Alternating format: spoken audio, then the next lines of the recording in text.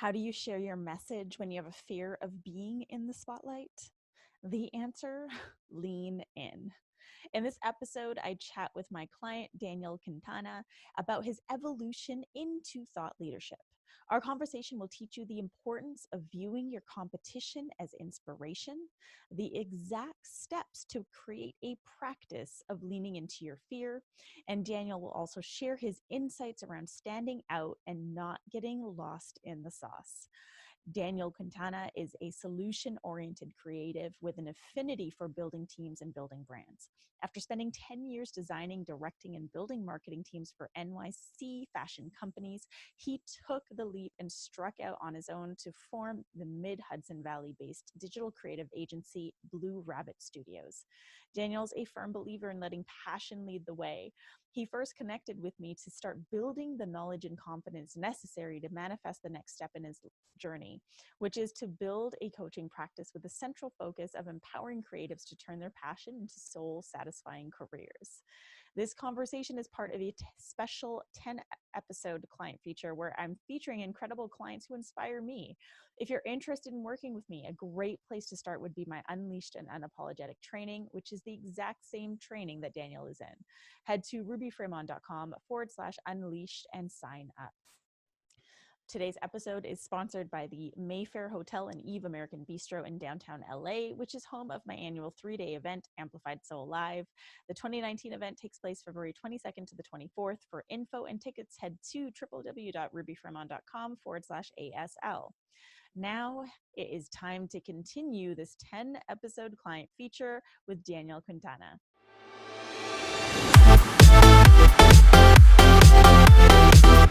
Hey, thought leaders, I'm back with another incredible client who inspires me. Daniel, you're inspiring me in this very moment because I know that you are leaning into, or perhaps even have jumped right into your edge by being on this podcast with me. Yeah, you nailed it. Nailed it. I'm dancing on the edge right now. So why don't you tell myself and our listeners about this edge that you're dancing on? Right. So the edge that I'm dancing on right now is really about being in the spotlight. I do feel like, and for the longest time, I felt like I've had incredible insight to share, but I'm really, really uncomfortable with putting myself out there for whatever reason. That's still kind of an internal deep dive that I'm doing to figure all that stuff out. But I've learned throughout my career and in launching my own business that the growth really happens outside of the comfort zone. So when you invited me to hop on the podcast with you, as much as it drudged up these feelings of discomfort, I knew that that was the cue. Okay, this is outside of the zone. Time to jump in and do it. Yeah, and that's so important for our listeners to really take in, because everything, I mean, we've all heard the quote, everything that we want is on the other side of our comfort zone. But it's making that decision to say yes, to do the thing that is actually going to take you outside your comfort zone. And you're doing it right now, and you're modeling it for all our listeners. And I just want to point that out and say, like, I honor you immensely for doing this. Thank you. Well, I appreciate that big time. Yeah, there was a big inner dialogue, and there's that critic that sits on your shoulder and says, "Oh no, don't do it. Reschedule it. Push it off." And Yeah. that's the guy that I thank for the insight and say, you really led me to this is the discomfort zone. And I'm happy to Mm. be here. Really happy to be pushing through it with you. So thank you. Yeah, you're welcome. Um, so you mentioned having like the insight to share, but then this hesitation with being in the spotlight. I want to know more, and I know our audience would love to know more about what are these insights that you really want to share, and also what is this fear around being in the spotlight? Because I feel like a lot of our listeners probably resonate with that. Yeah, so so we'll start with the insight. So the insight that I feel I have to share is just a culmination of what I've learned throughout my career as a creative in the fashion industry, working for the corporate realm, and working my way up the ladder there, and then taking the leap and starting my own design firm and really trying to strike out on my own. Mm-hmm. All of that came by way of pushing through this zone that we're dancing on. Mm-hmm. And when it comes to that inner feeling of discomfort, I can't I can't really put my finger on what exactly it is about being in the spotlight that makes me uncomfortable. But if I had to come close, it would be just giving too many fucks, right? And I don't drop the F bomb a lot. I'm Hmm. feeling comfortable doing that here Hmm. while we're in your space. But the reality is, I give so many that I'm on the borderline of fuck bankruptcy. So, Mm. so it's a matter of really digging deep and prioritizing and realizing that I do feel like I have insight that I can share that can help guide other individuals that are looking to make a career out of being a creative. And we're all creators, but I believe that there are a lot of people that have an artistic talent, have an eye, have a gift for whether it's video, audio, whatever the case might be, that just kind of hold themselves back for that very same reason. Mm. And what a mirror for your journey. It sounds Right. like everything that you're wanting to do for others is what you have experienced or are in the middle of still experiencing. Oh, absolutely. Absolutely. And I feel like that's going to be kind of the push pull of it all. Mm-hmm. Yeah, because I know, so you worked in corporate and then you decided to go out and do things on your own, which in itself is such a massive act of courageousness and bravery. Um, and in doing that, you start to dismantle some of the old programming that probably at one point told you couldn't do this. So Exactly. by actually doing it, by actually creating Blue Rabbit Studios, by actually putting in the work, it's like telling yourself a different story. Here's what's possible. But there's more to this story. Like there's a next chapter that is currently unfolding. What is that next chapter for you? Well, so in my creative career, as I was moving up the ladder in the corporate realm, building into marketing teams, creating marketing teams for these accessories companies that I was working for, that's where the seed was planted for Blue Rabbit Studios, which ultimately is a collective of creatives who can execute towards a common goal. Mm-hmm. As I'm implementing that, I'm always kind of looking down the road to see what the next step is. Mm-hmm. I see that there is opportunity to take everything that I've learned and apply it by way of helping to guide others who are trying to tread that similar path or blaze their own trail, when it comes specifically to that niche of creativity. Mm-hmm. Um, and I feel like that thought leadership is something that I've already established within myself. It's about bringing it out. And that's Mm-hmm. where I'm so grateful for our connection, because I'm learning a lot through the groups, through the trainings that we've done, through our one-to-one sessions, that are really helping me see that this is something that's already there. It's just a matter of cultivating it and bringing it forward. And that's exactly what I'm looking to do with these future clients. Mm. Yeah, I really would love for you to share a little bit more on that piece, on how all of this is actually already housed within you, Sure. and how you're bringing that forth, because I feel like all the thought leaders listening, we've all experienced that, at some point, like we want something to shift. We have this deep knowing that we want to create this different life for ourselves, but we get stumped on the how. Right. And the how is really like stepping into it, like you're doing right now, and like I've seen you do through our entire coaching relationship. But talk more about that piece within, and like uncovering that within yourself. Yes, I've really found throughout my journey that it's all about leaning in. Mm, Again, it's a recurring theme. It's when you feel like you've got something inside you that's meant to be shared, it's really there.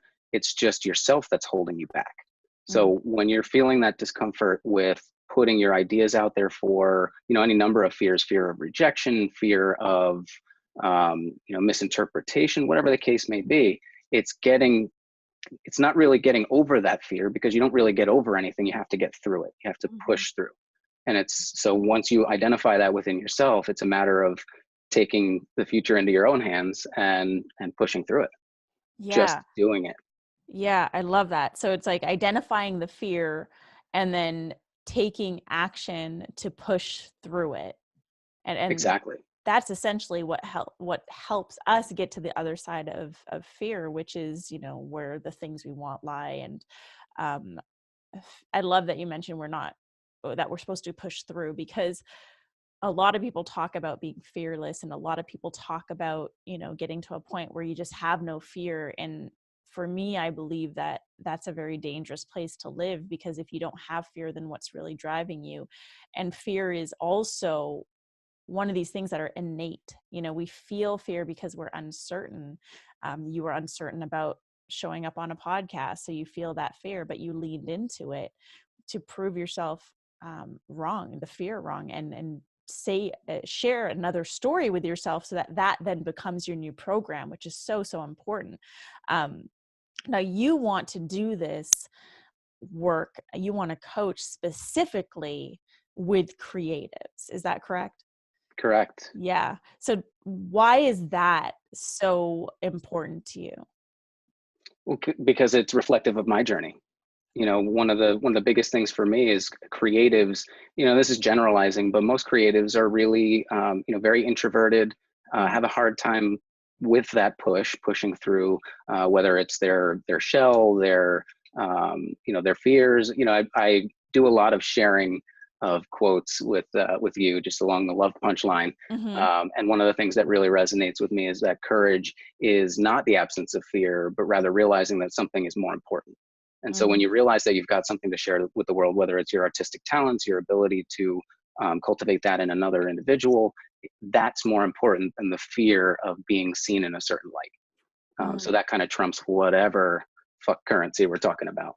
Yeah. And it's so interesting that you say, the majority of creatives are introverts, because the more, I'd never heard that, but now I'm thinking about it and I'm like, oh, you know what? Like a lot of the creatives that I know in my life are actually like that. And um, they're so talented. Like you have so much talent within you yourself. And what a shame to not share that with the world. So for you having this next goal of building a coaching practice to empower creatives to turn their passion into a fulfilling career, like that is powerful. um, why do you feel creatives, like what, other than being introverted, like what are some of the struggles that they go through that prevent them from really putting their work out or their message out to the world? Well, I'll try to stay away from generalizing because I Yeah. know everybody's situation is a little bit So different, let's but talk about you. exactly. And that's really why I feel so drawn to working with creatives, because it's the struggle that I dealt with that I feel like can help shine a light on what they have within them. Mm. It's really the for me it was very tough to put my work out there at first, and then I had to break through the fear of rejection, the fear of criticism, getting feedback and not taking it ultra personally, because I had this connection with my work where my work was me. Right. And really separating myself a little bit to the degree that not everybody's going to see my artwork or my output in the same light as I who created it. And taking a step back and realizing that creates that feedback is really something that I can use as actionable steps to improving myself and improving my work and taking my career to the next level. Yeah. So using the feedback for improvement versus getting stuck in it, which I think a lot of people do. They dwell in it. Right, right, absolutely. And another one is the dreaded imposter syndrome. Oh, It's yeah. so easy, especially as you're learning and building your creative practice, to feel like you're not at that level of designer XYZ over there who's really pumping it out, and having that your sights set on somebody else's work as a reflection of how good you are, really holding you back from putting out your best material or moving forward in any capacity.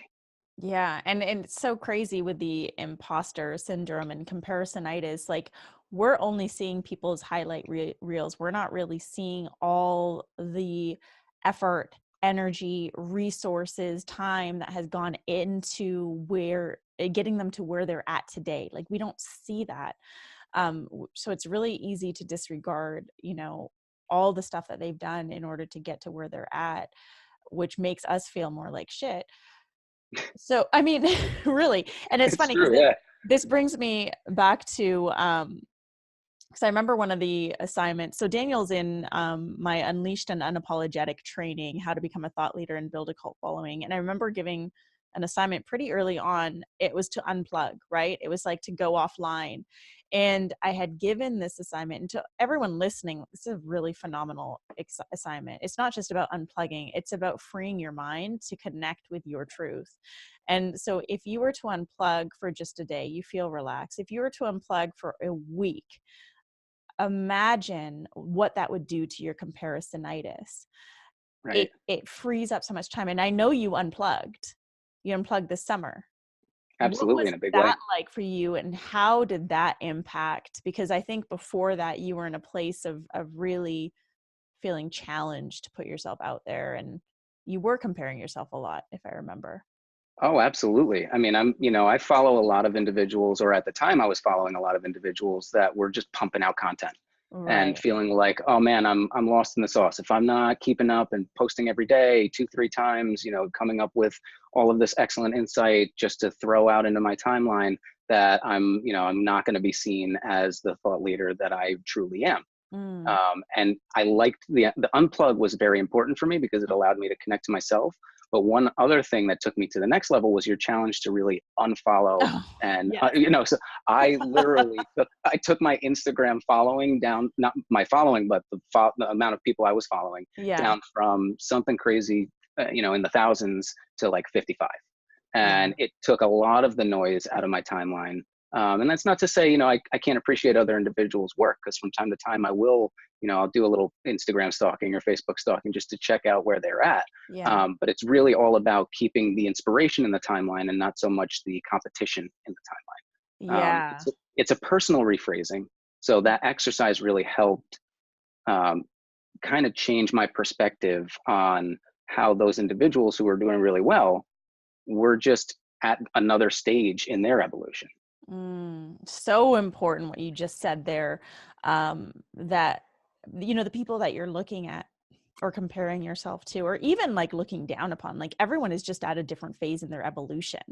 We're all on Absolutely. this journey called life, but we're all just working and playing at different phases. So that's super important. And thank you for bringing up the unfollowing spree. I do recommend you also do that, thought leaders. Unfollow, unsubscribe. Just clear your channels so that you can start to focus in on what is really important to you and the message that you want to spit out. Because when you're following a lot of people, it's very easy to become influenced by their words, and to feel like shit about yourself, but also to start almost regurgitating what other people are saying, and that Right. takes away from your uniqueness. So that's super powerful. So another thing you said that I loved, I wrote it down, was getting lost in the sauce. Um, I fucking love that, because that's how a lot of people feel, right? Especially with social media nowadays. Like, I'm just going to get lost in the sauce. I love this. I'm going to use it, Daniel. It's all Um, yours. but and especially, for the work that you do, it's so easy to put yourself out there and then feel as though your message is getting lost. So what are you doing now that is different, that you feel is preventing you from getting lost in the sauce again? What are you doing now that's different? Well, so the interior dialogue, the inner dialogue has Yeah. changed quite a bit. I really now look at other creatives that are putting out high quality work as inspiration, Mm. inspiration as to where I can go with my own game. And also that I can show other individuals that, there is a past, a present, and a future. And it's not just about looking at those who are doing really well as those who are doing better than you. It's just Mhm. that at this point, again, we go back to the stage in the evolution. They've either put more time in or have focused a lot more on that particular craft, honing that skill, and using it as the dangling carrot, so to speak, to move yourself forward so that you can level up and progress. And that's only going to happen by putting yourself out there. Yeah, and what an important insight too, because it feels like you transition from seeing people as your competition to now seeing people as your inspiration, and Right. that's huge Big time. because I mean that reframes everything. So now instead of looking at someone's Instagram feed with disgust and judgment, because really you're just mirroring how you feel inside, and don't shake your heads, thought leaders. We've all done that.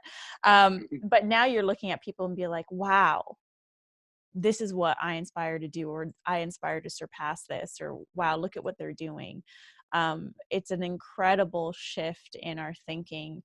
And it's really what we need to do as thought leaders, is we need to start seeing everyone for their truth, and we need to start seeing the world for its truth, and versus like these stories that we fabricate that create this distorted reality.